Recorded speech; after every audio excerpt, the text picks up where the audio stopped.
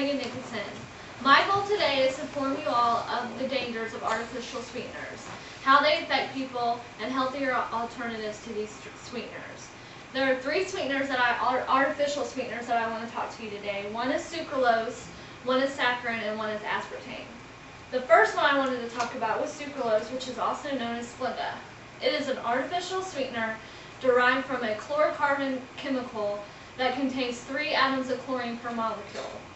Sucralose is a chemically altered form of sugar. It is 600 times sweeter than sugar.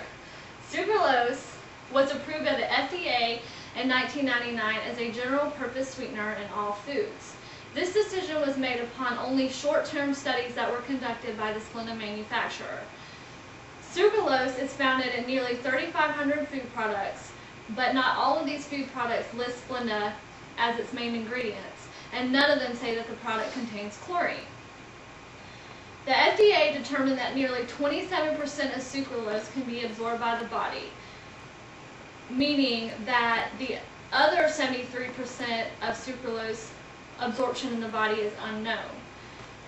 A few of the possible side effects of consuming sucralose include bloating, abdominal pain, and headache. So these are only based upon short-term studies. No long-term studies has been produced because sucralose hasn't been out on the market long enough to even have a long-term study. The next product I want to talk about is Sweet and Low, which is also known as saccharin. Most people know this as the pink packet. It's a synthetic chemical substance made of benzoic sulfonide. Saccharin is 200 to 700 times sweeter than sugar and contains no calories. Saccharin was discovered in 1879 and was considered by the FDA generally recognized as safe. In 1972, saccharin's safety was questioned and it was removed from the generally recognized as safe list by the FDA. In 1977, the FDA proposed a ban on saccharin because of concerns of the development of bladder cancer in rats. In response, Congress passed the Saccharin Study and Labeling Act, and more safety studies were performed. The FDA claimed that additional studies did not cause cancer in humans.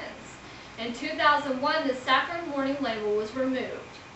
The main concern I had while researching this artificial sweetener was that none of the studies are readily available by the FDA for public viewing.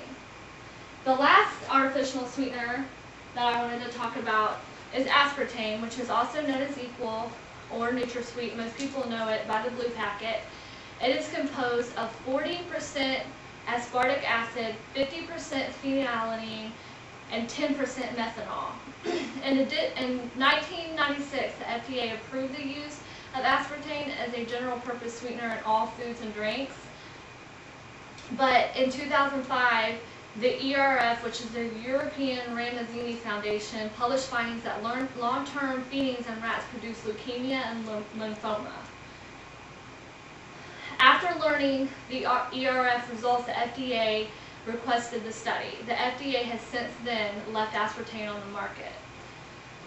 The most concerning thing about aspartame is that aspartic acid is an excitotoxin that excites neural brain cells to death. Methanol is a wood alcohol known to be a deadly poison, and too much phenylalanine can cause brain cancer, depression, insomnia, and weight gain.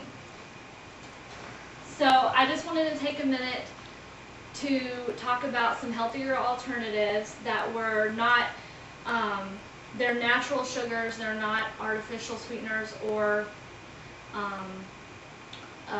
regular sugar. The first one is xylitol. It is found in natural sources such as fruits and vegetables. And xylitol is a natural sweetener for diabetics, and other advantages include its ability to boost the immune system. Stevia, my next one, is also a natural, it comes from a natural plant. It's a low-calorie sweetener and contains volatile oils, minerals, vitamins, proteins, and fiber. And it's non-toxic and beneficial for obesity, hyperglycemia, and hypertension. The last one is erythritol. It is also derived from a natural plant source. And it's not as popular as stevia, but it's still a healthy alternative. So that's it for my speech. Where can you find the natural sweeteners?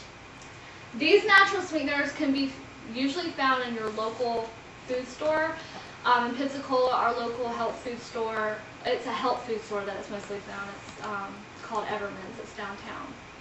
How much more expensive is that stuff? This stuff is, it's definitely more expensive. It's probably a couple dollars more than these would be, and these are obviously more expensive than regular sugar. So you would be having to spend a little bit more money to buy the healthier choices, and you don't get as much. Obviously, this is like half the amount that you would get with a bag of Splenda or sugar. So, Are there any detrimental effects with the natural sweeteners? there's not detrimental effects. Mostly the effects of all three of these are that they are absorbed very rapidly into your intestines, and so if you're eating it in large amounts or consuming it in large amounts, it can cause GI upset. So you might have a little bit of stomach problems. But that's, once again, if it's absorbed in very large amounts, like this whole can.